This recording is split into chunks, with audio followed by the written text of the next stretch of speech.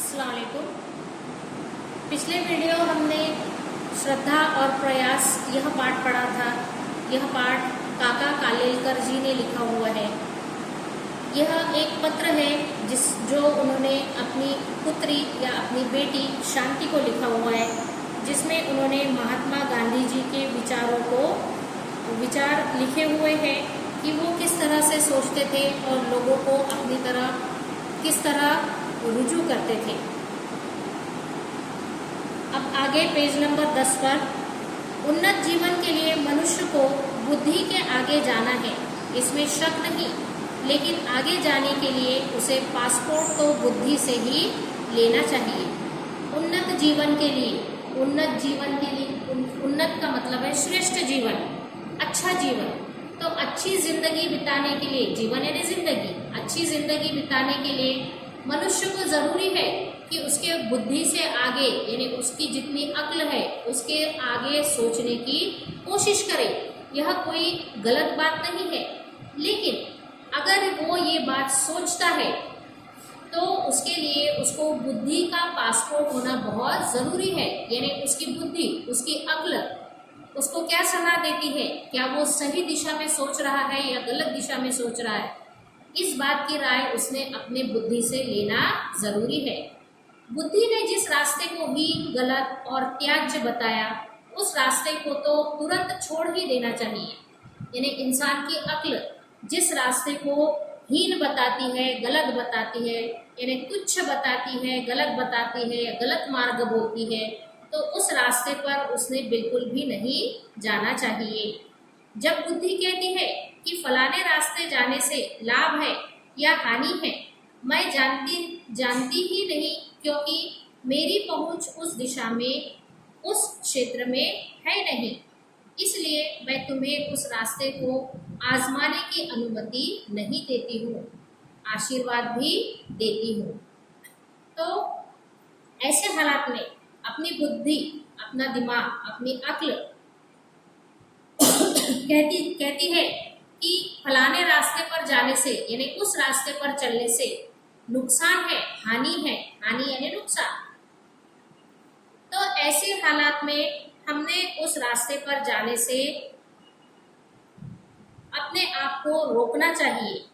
अनुमति नहीं देती, अनुमति देना यानी इजाजत देना। मुझे वहां न ले चलो, क्योंकि मेरी मदद वहां न होगी। तब हम गूढ़ क्षेत्र में प्रवेश करते हैं, तो मुझे वहां न ले जाओ, यानी मुझे वहां उस रास्ते पर नहीं जाना है, क्योंकि वहां पर मेरी मदद नहीं होगी। अगर मुझ पर किसी तरह की कोई मुसीबत आती है तो शायद मेरी मदद कोई भी करने के लिए तैयार नहीं होगा। ऐसे हालात में फिर अपनी अक्ल जो है, अपना दिमाग जो है, वो कुछ गूढ़ क्षेत्र में प्रवेश करता है, यानी कुछ राज की बातों में प्रवेश करता है। वहां श्रद्धा ही मदद कर सकती है। वहां श्रद्धा यानी यकीन। अगर तुम्हारा यकीन है तो तुम्हारा यकीन ही ऐसी जगह पर तुम्हारी मदद कर सकता है।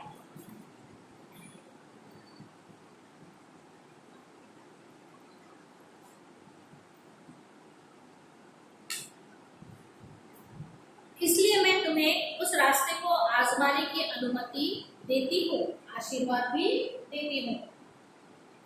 वहां श्रद्धा ही मदद कर सकती है। शायद बात सही होगी, शायद कुछ मिलेगा, प्रयत्न निष्फल नहीं होगा। ऐसे भाव से प्रवृत्त होना श्रद्धा का रास्ता है।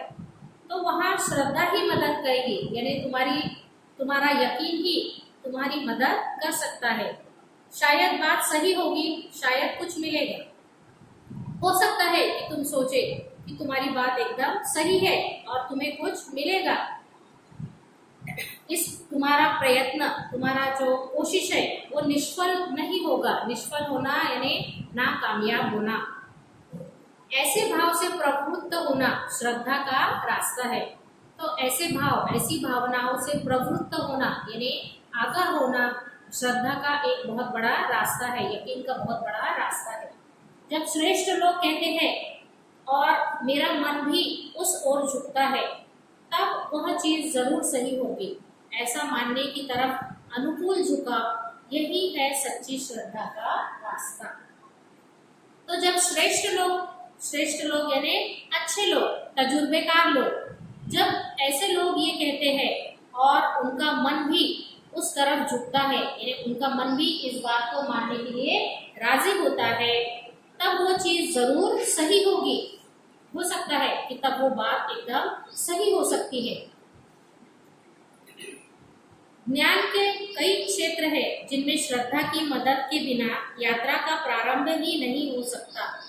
तो ज्ञान के ऐसे कई क्षेत्र है, ज्ञान यानी इल्म, क्षेत्र यानी कई ऐसे फील्ड है जहाँ पर श्रद्धा की मदद के बिना, जहाँ पर जब तक तुमको यकीन न हो, उसके यकीन के बगैर तुम उस यात्रा का प्रारंभ नहीं कर सकते, तुम उस यात्रा की शुरुआत नहीं कर सकते। किंतु जो आदमी श्रद्धा को ले बैठता है और यात्रा का कष्ट नहीं करता, लेकिन श्रद्धा को लेकर बैठना, विश्वास को लेकर बैठना और मुकाम पर पहुंचने के लिए यात्रा की शुरुआत ही नहीं करना, ये अक्लमंदी नहीं है। श्रद्धा के बिना ज्ञान प्राप्त नहीं होगा और केवल श्रद्धा से भी नहीं होगा। तो श्रद्धा के बिना यानी अपने यकीन के बिना हमको ज्ञान प्राप्त नहीं हो सकता, हमको इल्म प्राप्त हासिल नहीं हो सकता, और सिर्फ श्रद्धा के लिए बैठे रहना ये भी मुनासिब नहीं है। श्रद्धा के साथ साथ, यकीन के साथ साथ तुमको कोशिश की भी बहुत ज्यादा जरूरत होती है।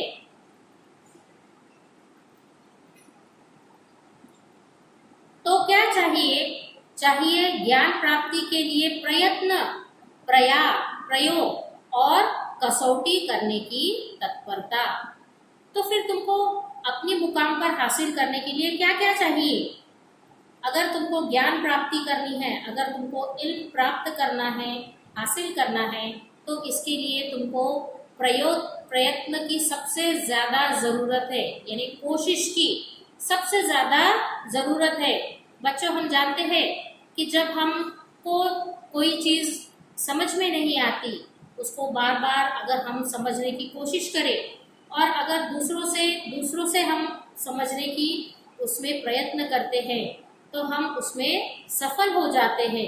तो इसी तरह हमको प्रयत्न करके, अपनी कोशिश करके, अपने कसौटी पर सही उतर के तुमको हर चीज की ज्ञान प्राप्ति हासिल हो सकती है, यानी तुमको नए से नया इल्म हासिल हो सकता है। बच्चों, गृहपाठ के लिए तुम लोगों को कुछ सवाल दिए हुए हैं, ये सवाल तुम्हारे स्वाध्याय में भी है। इन प्रश्नों के उत्तर लिखकर कल आपको व्हाट्सएप ग्रुप पर डालना है। अस्सलाम वालेकुम।